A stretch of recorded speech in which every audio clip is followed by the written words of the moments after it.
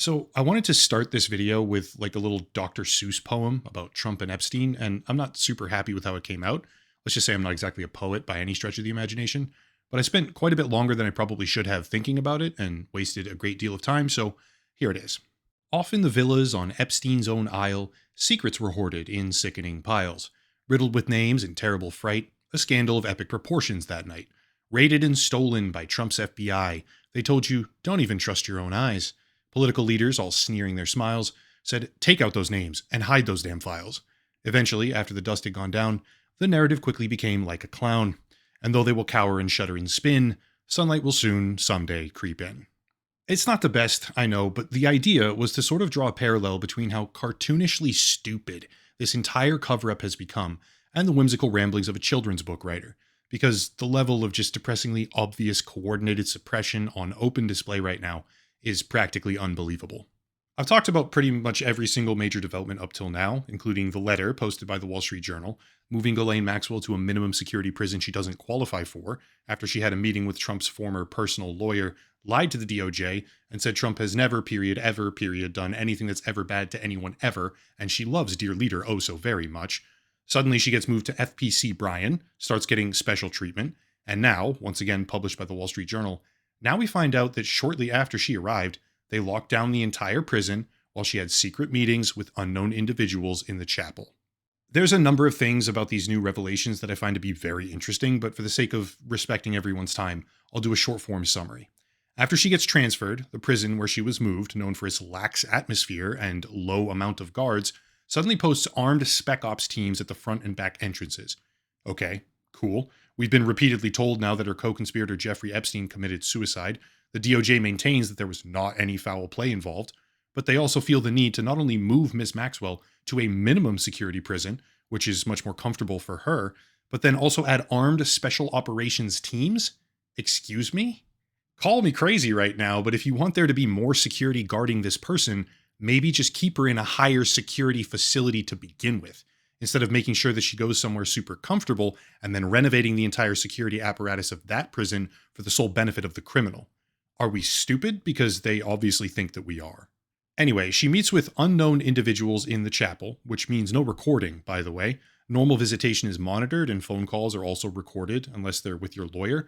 So the entire prison gets locked down. Other inmates can't have their normal yard time, specifically so that Ghislaine Maxwell can have a secret unrecorded session with multiple unknown individuals in the chapel. What the actual fuck? Anecdotally, right now, this kind of big security dragnet only happens when someone at like the level of royalty or the Pope or the president meets with someone. I went to a UFC fight not that long ago, one of the ones that Trump went to, and the entire facility had special security and special rules. You could only have beer in these like flimsy little plastic cups. They had security making sure no one ever had a can in the actual arena, presumably because they were afraid people might throw them at him. They were kicking people out if they recorded anything with their cell phones in the lead up to the point where he entered the building, after which they stopped doing that for some reason. And they had massively increased law enforcement presence with more comprehensive security screening and metal detectors and all sorts of other stuff. My point right now is that the entire arena was being surveilled and semi-locked down, which is the type of security presence that you get when someone on that high of a level goes somewhere. They don't lock down entire facilities when a member of Congress decides to go to a sports game. They don't even lock everything down when a multi-billionaire goes, although they might have some special considerations or have their own security or something. And obviously, I can't say for certain who it was that she met with, but the fact that the whole thing got locked down means that the people she met with were either at the top level of power in the fucking world or at least representing someone who is. Regardless, the reality behind the walls of this prison should horrify everyone. One inmate recalls her walking away smiling after the meeting, which is great, but even more impactful was a town hall that the warden allegedly held, stating that if inmates talked to the press about her, they'd be transferred to a, quote, harsher facility. The warden allegedly threatened inmates to make sure no one talks to the press, because the criminal, who isn't actually eligible to be at the cushy low security prison in the first place, which now has extra security just because of her, needs to be insulated from prying eyes. What does that sound like? Also, if anyone's curious about this, after one inmate did talk to the press, she was apparently transferred to a much harsher facility, so it's not idle threats. There is a standing policy now, allegedly, at the prison that no one speaks to the press about Ghislaine Maxwell or they get punished. Why on earth would that ever need to be the case if she was innocent and no one ever did anything wrong except Epstein? And please do keep in mind, that is the official narrative being pushed by the current administration. Epstein was alone, zero co-conspirators, no one else was criminally involved, and he just killed himself. That's it, right? The official narrative is don't look at this, nothing happened. So why would you have to shield Ghislaine Maxwell so aggressively from anything to do with the press? Still, it's not just one thing. It's never just one thing. Over in Arizona, we have another very interesting circumstance, which on any other day in any other timeline I would think is inconsequential. But right now, in context, I think it does matter. Arizona, more specifically the 7th Congressional District of Arizona, was previously represented by one Raul Grijalva, but after a special election, which occurs after an elected official leaves office without losing a campaign, his daughter is now assuming the post. The thing is, possibly as a result of the government shutdown and political games being played, his daughter, Adelita Grijalva, has not been sworn in yet, despite multiple opportunities to swear her in, such as a brief pro forma session that took place. Speaker of the House Mike Johnson has just flatly refused to do it. But the kicker is that he's sworn in not one, but 2 separate other representatives after special elections during a pro forma session this year. Reps Jimmy Patronis and Randy Fine were both sworn in during a brief pro forma session in April, making it abundantly clear that what we're seeing is an attempt at delaying this particular representative from assuming office. But the question then becomes why? Coincidentally, I can't say for certain this is the only reason why, but it sure as shit feels like the primary one. Coincidentally, Adelita Grijalva is the final signature required by the House of Representatives to force an official vote, which then puts every single congressman on the record as either being for releasing the files or against it, and also pushes the ball further with more momentum than ever before. Currently, the petition has 217 votes. Adelita Grijalva has openly pledged already to be the 218th signature, and 218 is the number required.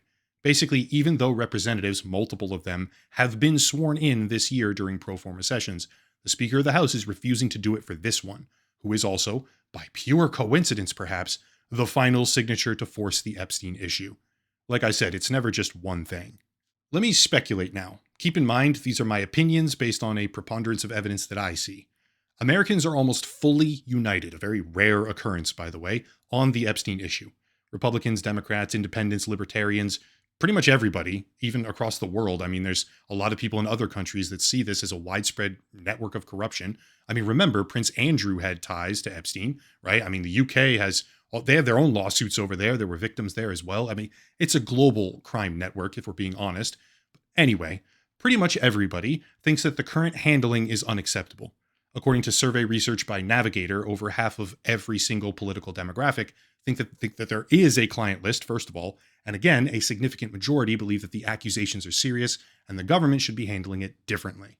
On top of this, even MAGA Republicans, Trump's most diehard loyal supporters, also trend overwhelmingly in that same direction, with the top 2 reasons being that the government is A, protecting the rich and powerful, or B, the president's own name is in the files.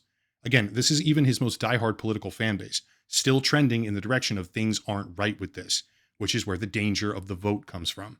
See, if this Arizona congresswoman gets sworn in successfully, the files probably won't come out regardless, just to make that clear, because it would never make it through the Senate.